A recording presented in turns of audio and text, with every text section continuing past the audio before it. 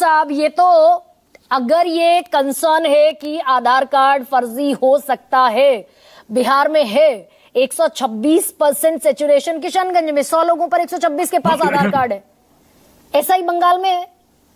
Deactivation process चालू हुआ तो टीएमसी ने शोर मचा दिया, तो ये कहीं से प्योरिफिकेशन तो प्रक्रिया शुरू करनी पड़ेगी ना।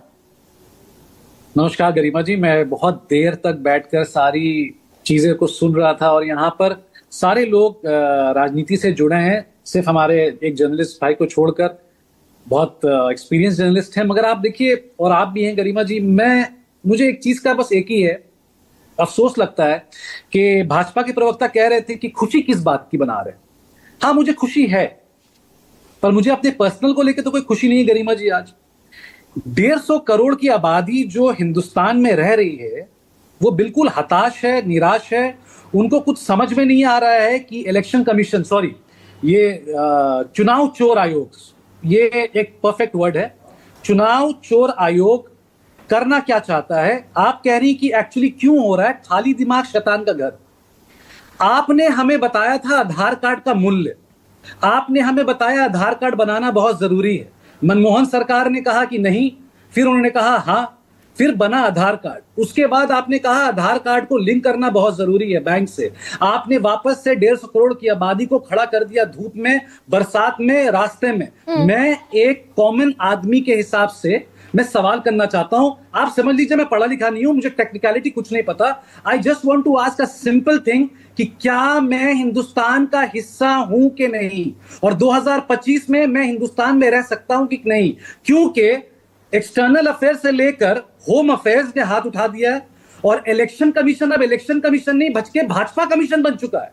उसको खुद भी नहीं पता कि कुत्ता बाबू वोट देगा कि तौसीफ रहमान वोट देगा। नहीं, लेकिन सुप्रीम कोर्ट ने, आप भूल रहे हैं तौसीफ रहमान साहब, आप भूल रहे हैं सुप्रीम कोर्ट ने प्रेरोगेटिव बताया है ईसीआई का ही, ये ईसीआई के ही हवाले किया है कि अगर डॉक्यूमेंटेशन, जो डॉक्यूमेंट सबमिट होंगे उनको जांचने का अधिकार अभी भी चुनाव आयोग के पास है। नहीं, मैं इसमें कहीं नहीं जा रहा हूं गरिमा जी, पर मैं कह रहा हूं कि जब इतने सारे प्रूफ्स हैं कि बहुत गलत हुआ और सारे लोग बाहर के हैं, यहाँ के हैं ही नहीं, उनके पास दस्तावेज नहीं है, आधार कार्ड जाली है, वोटर कार्ड जाली है, डोमिसाइल जाली है, बर्थ सर्टिफिकेट जाली है, ये लोग वोट नहीं दे सकते वरना हिंदुस्तान का तहस नहस हो जाएगा।